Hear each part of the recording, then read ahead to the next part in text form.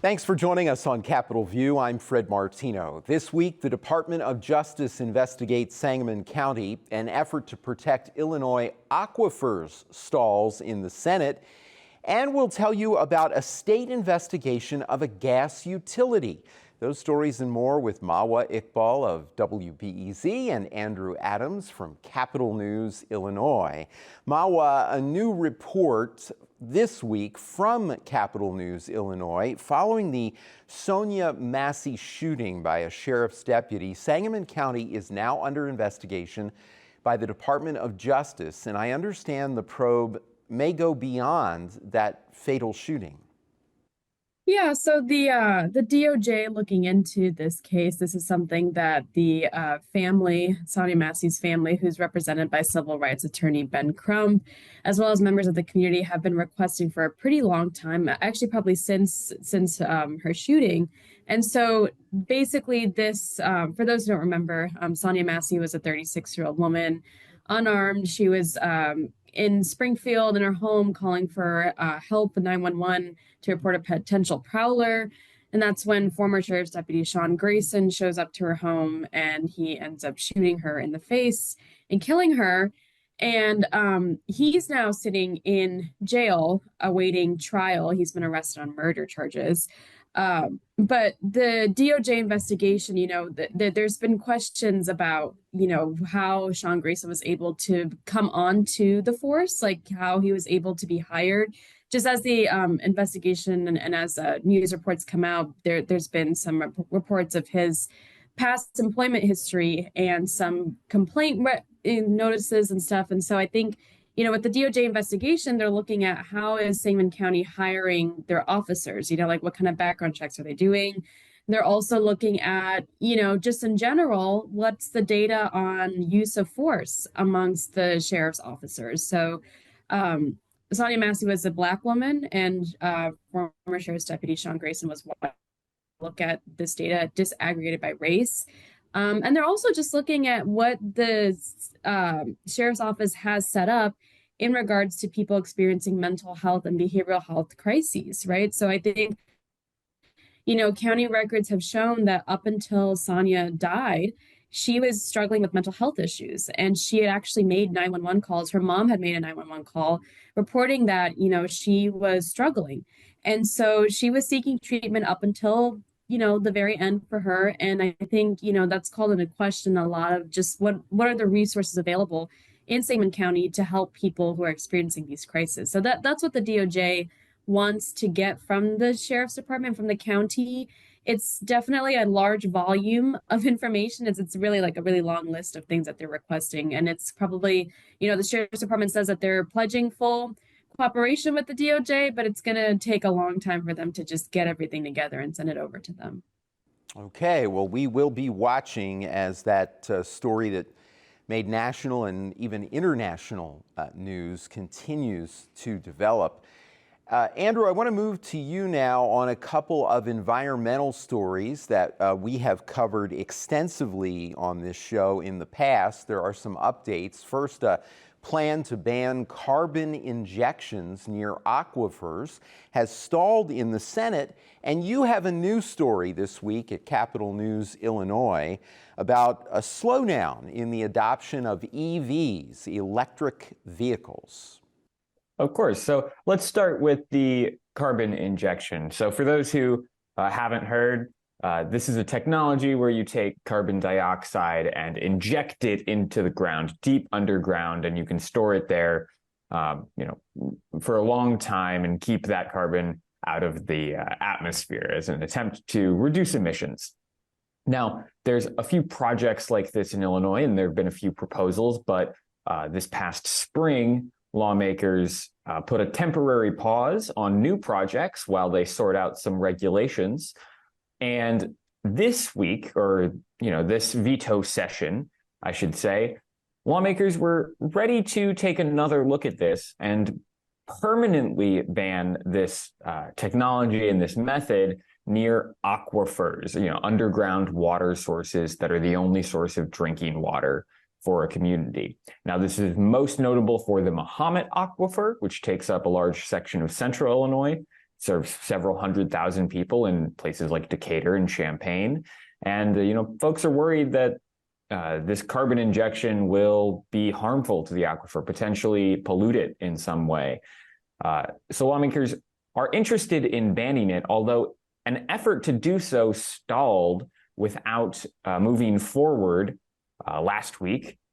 And it's unclear where that effort is going to go and if it's going to be successful. Definitely a story to watch come January when folks return to Springfield for their spring session. Okay, and you also had, as I mentioned, have a news story this week.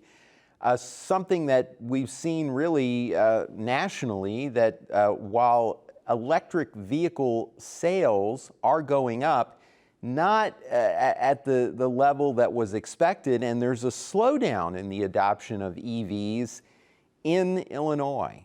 Yes, so in Illinois, EV adoption, the new registrations with the Secretary of State who manages driving and vehicle registration, they're still increasing, although they're increasing about half as fast as they were last year. And that, might raise some concerns for, EV proponents and folks in state government who have a goal of putting 1 million EVs on the road by 2030. Now, if we continue at the trend that we have been on the past year, if that just repeats until 2030, we will be about 200,000 EVs short by that time.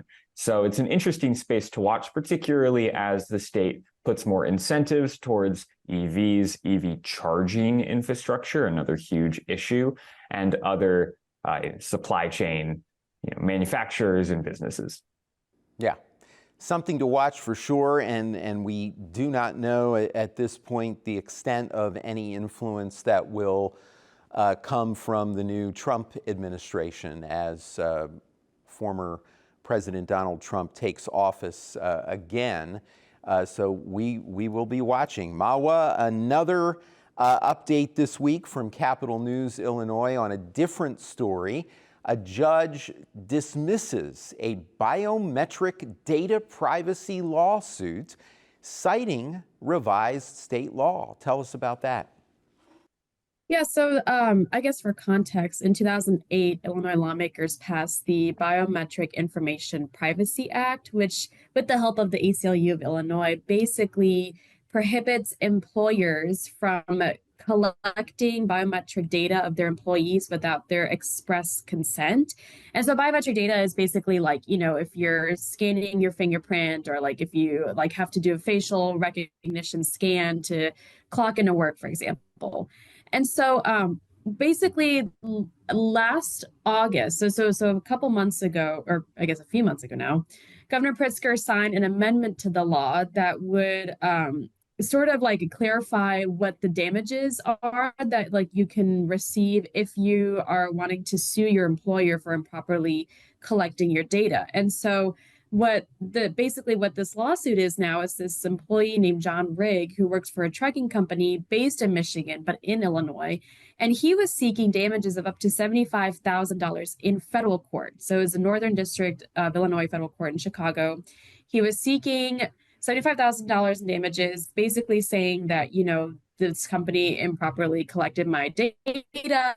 But according to this amendment that Governor Pritzker signed a few months ago, if you're suing a company for collecting your information, they can only be found liable for just one violation. So let's say, if you are arguing that this company collected your fingerprint data, like for the past couple of weeks or however long, right? They can only be found liable for the one time and not for every single time they collected your fingerprint data. And so now with this case, the judge ruled that you can only, this person, John Ray, can only really get like $15,000 in damages. And therefore, since it's that low of an amount, it's an improper venue to bring forth this lawsuit. So.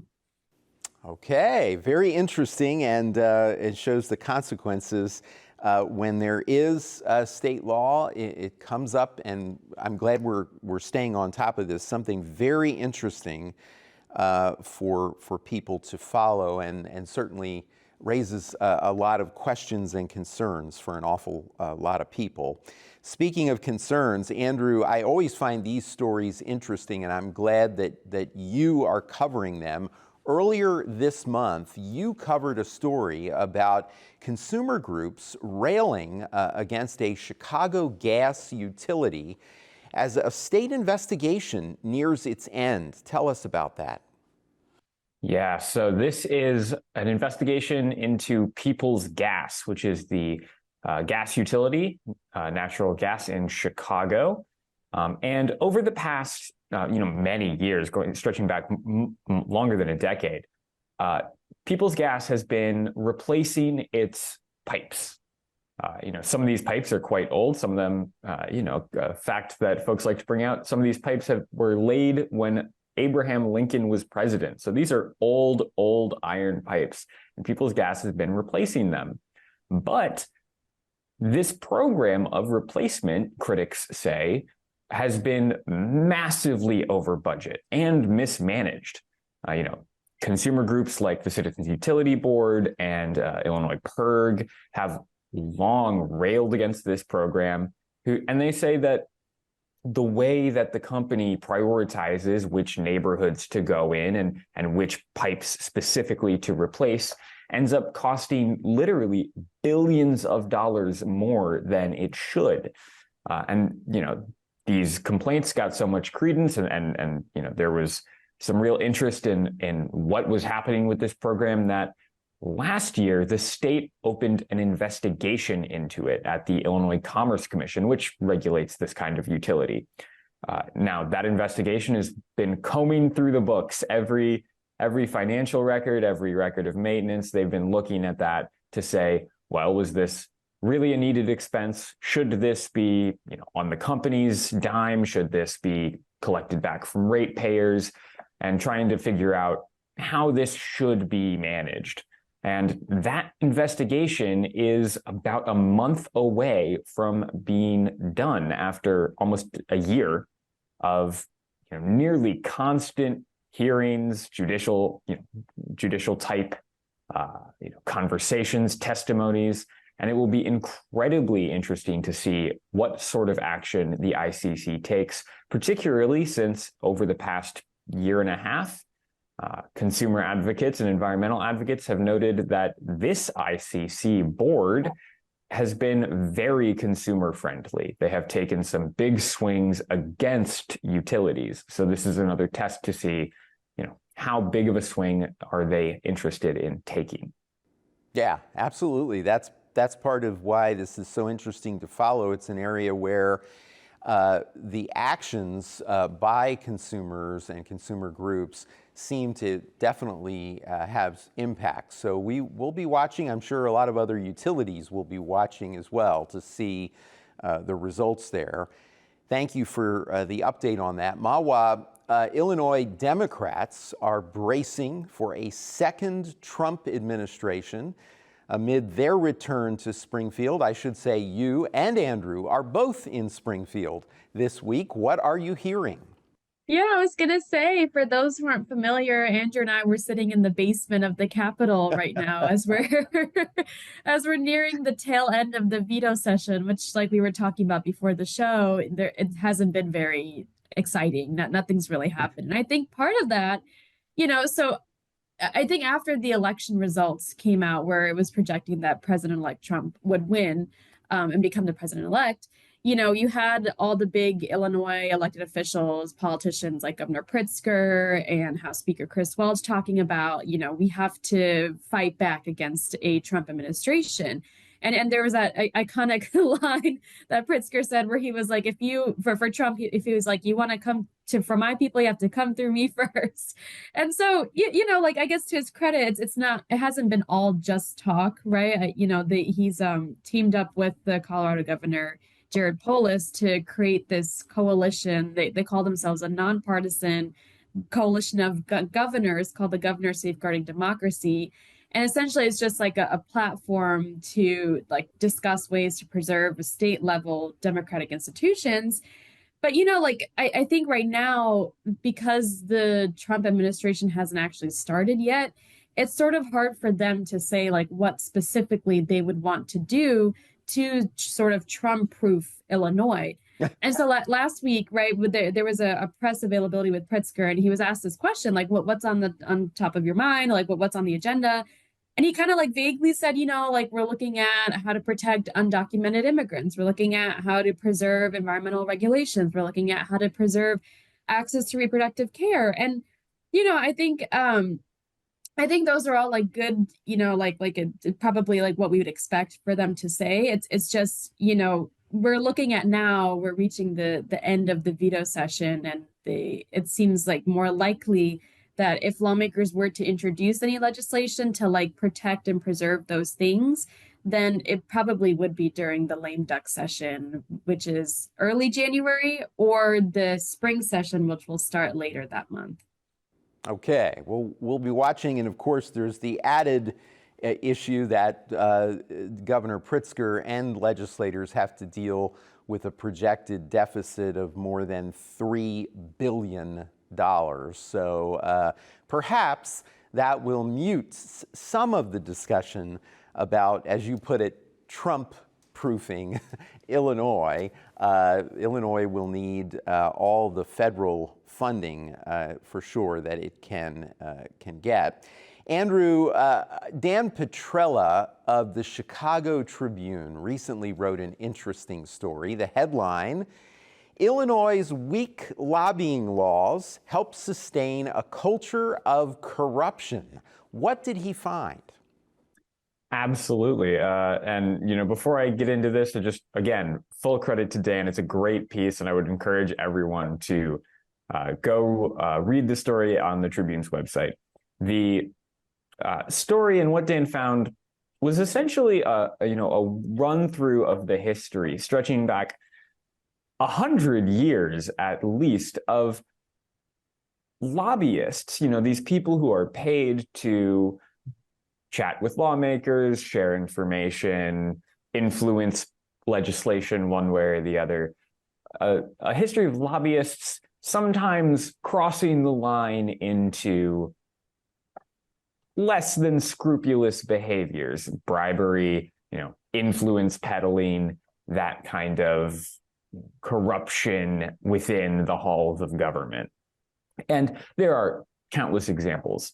Currently, as I'm sure folks who follow politics know, the former Speaker of the House, Michael Madigan, is on trial for a range of charges, and he has a co-defendant who was for a long time a lobbyist in Springfield, and he is by far not the only lobbyist who has ever gone before a judge for stepping over that line.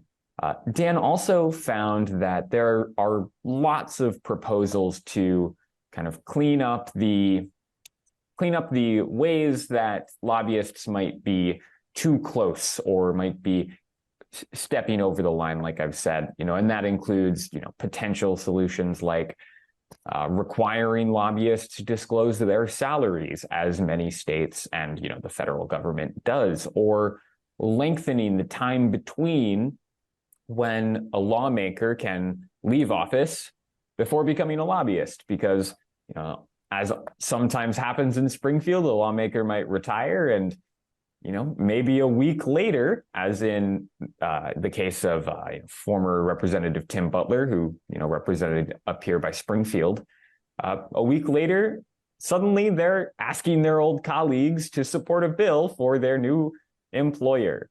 They'll turn into a lobbyist that quickly. And there have been attempts over the years and even recently, particularly, after major scandals, everyone wants to make sure that Springfield looks like it's cleaning itself up.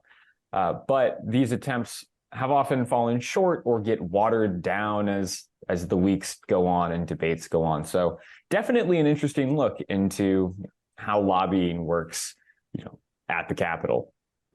Very important reporting, and I agree. So make sure to read it. Mawa, another interesting story by the Chicago Tribune. It found after Donald Trump's win, Illinois providers reported a spike in demand for abortion pills, birth control, and sterilizations. Tell us about that.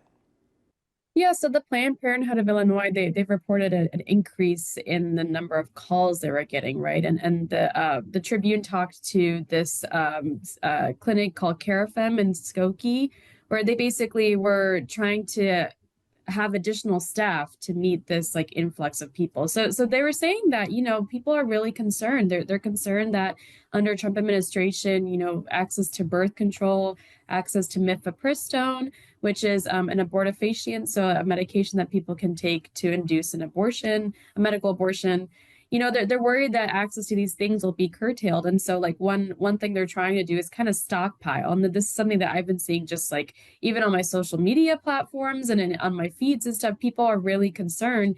And it's interesting just to see like how clinics now are responding to that, right? I think we saw a similar trend when Roe first fell in 2022, where clinics like Planned Parenthood were staffing, right? They were like wall to wall, just like having more people in the clinics because they knew that there would be an influx of people. So I'd be really curious to see, like, when Trump does actually take office, right? Like how that will affect people coming into the clinics and like the sort of services they're wanting to get. Very interesting. Yes, indeed. We have about 5 minutes left, Andrew. We have another story related to reproductive rights and this continuing important issue in Illinois and all around the country. The city of Carbondale is facing a legal battle over protest restrictions outside clinics that perform abortions. This legal battle could have wide-ranging impact once decided. Tell us about this. Yeah, so as I'm sure folks know, Carbondale has become quite a center of reproductive health services and abortion services. Since the Dobbs decision, turned abortion laws over to the states, and this can be a very heated subject. People often protest outside abortion clinics, and for those folks who are going to these clinics, for whatever services they might need, that can often require walking through these protests, and those can get pretty heated. So Carbondale decided to put a so-called buffer zone around medical facilities. Folks cannot get within 8 feet of someone going to use these facilities, but the protest groups that protest outside of abortion clinics and reproductive health clinics, they say that this is an infringement on their First Amendment rights, that the First Amendment guarantees that they can go about their protest in a manner that they see fit. And though that challenge has now been taken to court, and as the courts will look at this, it will be telling to see how far does the First Amendment go, and how far does the First Amendment go in relation to medical care and healthcare privacy. These big ideas that are now being put to the test in a new way. As I understand it, Andrew, this case, while very important and expected to have some impact as it goes through the process, is not expected to go to the U.S. Supreme Court at this time. Is that right? Yes, that's my understanding as well. It'll be interesting to see if it does, because if this case does go to a court that has a wider jurisdiction, it will be wide-reaching. Although it's unclear whether or not it'll go all the way up that flagpole. Yeah, very interesting. And I'm surprised we actually have about 2 minutes left. Mawa, something that's developing, and we're taping this on Wednesday, so there could even be another development on this. Mayor Brandon Johnson in Chicago suffered a defeat recently when he asked for a $300 million property tax increase. He's brokered a new deal But as I understand, it still includes a large property tax increase. Tell us about this in our last minute. Yeah, I mean that 50 to 0 vote was definitely shocking, but also kind of, I mean, it was symbolic, right? I think as my colleagues at the Sun-Times reported, these budget negotiations to try to get that property tax hike to be lessened or just cut entirely were already happening a few days before the vote actually took place. And so now the new proposal is a $150 tax hike, which is still $150 million. Million dollars, right? yes. Yeah. Right. $150 million tax hike, which is still, a lot of people are saying too high. But it's interesting because I was reading the Sun-Times this morning and my colleagues report that Johnson is sort of feeling like he's, I guess, kind of losing control of the budgeting process. So he kind of lambasted his critics by calling them, throwing temper tantrums and saying that Chicago doesn't have time for that, that we need to get this budget process going and not drag it into December. Yeah. We will be watching, and certainly maybe surprising to some that this was proposed, considering up until this time across the state, all of the talk has been about just the opposite, ways to cut property taxes as opposed to increasing them. So certainly a politically explosive issue, which may explain that 50 to 0 vote when the $300 million property tax increase was proposed. Mawa, Andrew, good luck in Springfield. Thank you for being here. Thanks for having us. Thank you. That's Capitol View for everyone at WSIU. I'm Fred Martino. Have a great week.